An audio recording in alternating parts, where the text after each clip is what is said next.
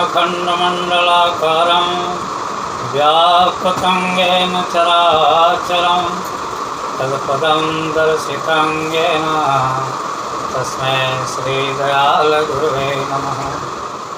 शरणागतदिनारत परित्राणपरायणे सर्वस्यार्थिहरे देवी मा दयाल नारायणे नमोस्तुते।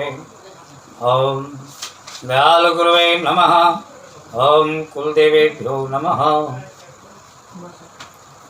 प्यारे मित्रों नमस्कार। आज मैं अपने चैनल पर एक नया प्रसंग आपके सामने लाया हूँ। वो है रुद्राक्ष। परमपिता परमात्मा जब मनुष्य की सृष्टि किए तो मनुष्य के जीवन किस तरह सुख और शांतिमय हो, जिंदगी खुशहाल से बीते, उसके लिए भी कई प्रकार के रत्न, कितने प्रकार के फल बनाए हैं, उसका भी निर्माण किए, उसका भी सृष्टि किए हैं, जो मनुष्य के जीवन के लिए बहुत बड़ा उपयोगी है। जैसे आज के प्रसंग में मैं आपको रुद्राक्ष के विषय में बता रहा हूँ। रुद्राक्ष एक ऐसा देव वृक्ष का फल है जो स्वयं शिव के द्वारा इसकी उत्पत्ति है, और इसकी उत्पत्ति का कारण है कि जब शिव समाध्यस्थ होकर के अपने गुरुनाम में अपना दृष्टि बंद करके प्रेम पूर्वक गुरुदेव का भजन कर रहे थे, इधर राक्षसों के उपद्रव सब देवता लोग त्रस्त थे। इससे मुक्त होने के लिए शिव का विवाह बड़ी जरूरी था।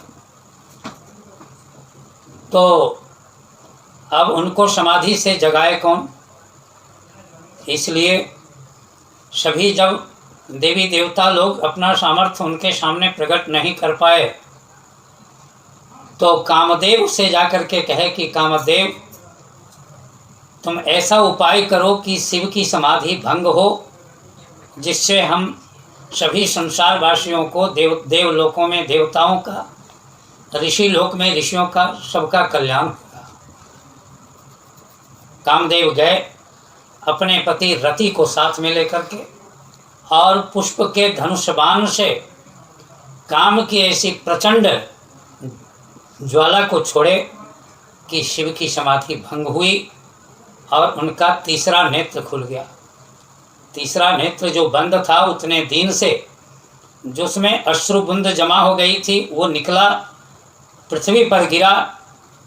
उसी से रुद्राक्ष की उत्पत्ति हुई, और रुद्राक्ष की उत्पत्ति होने के बाद उसमें ऐसे शक्ति समावेश हुई कि मानव के जीवन में जब दुख का प्रचंड पहाड़ टूट पड़ता है, रोग से दुखित होता है, धन से दुखित होता है, वंश से दुखित होता है, तो इसके निवारण के लिए रुद्राक्ष की आवश्यकता पड़ती है। जिसमें सबसे महत्वपूर्ण रुद्राक्ष है तो एक मुखी रुद्राक्ष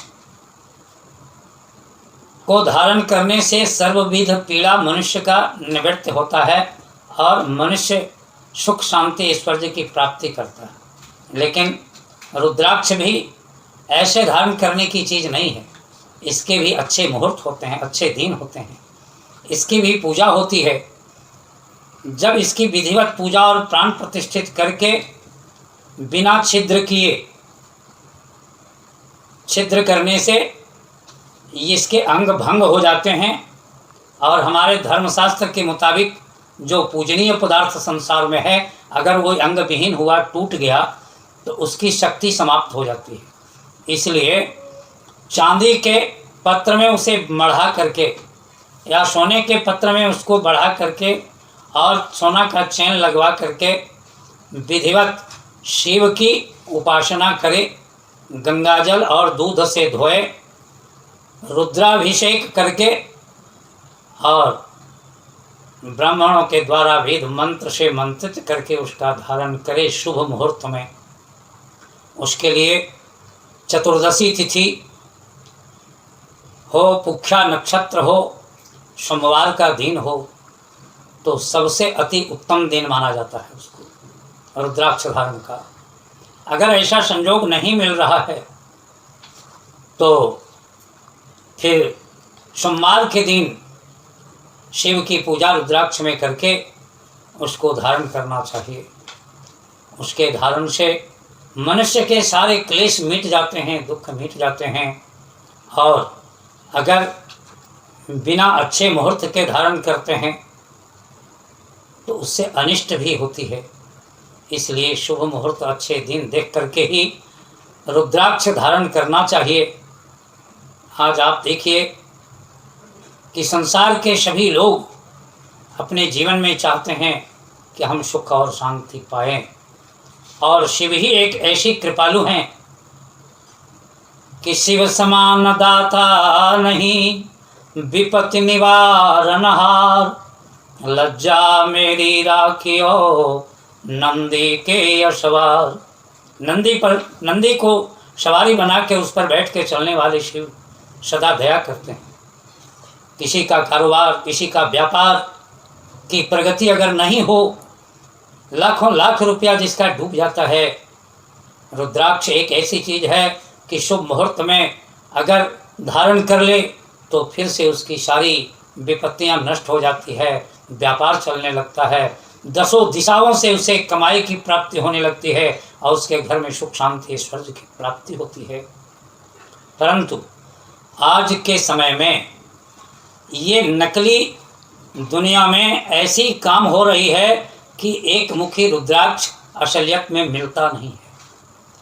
ये नेपाल की तराई में इसके वृक्ष होते हैं, वहाँ पर प्रत्येक साल में 2-3 रुद्राक्ष मिलते हैं, जो नेपाल के राजा मकर संक्रांति के दिन तिल के लड्डू में बांध करके संतों को दान में दे देते हैं।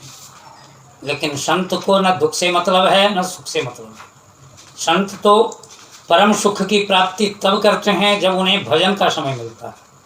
जब संसार को सुखी देखते हैं तो संत का हृदय आनंदित हो जाता है, वो खुश हो जाते हैं।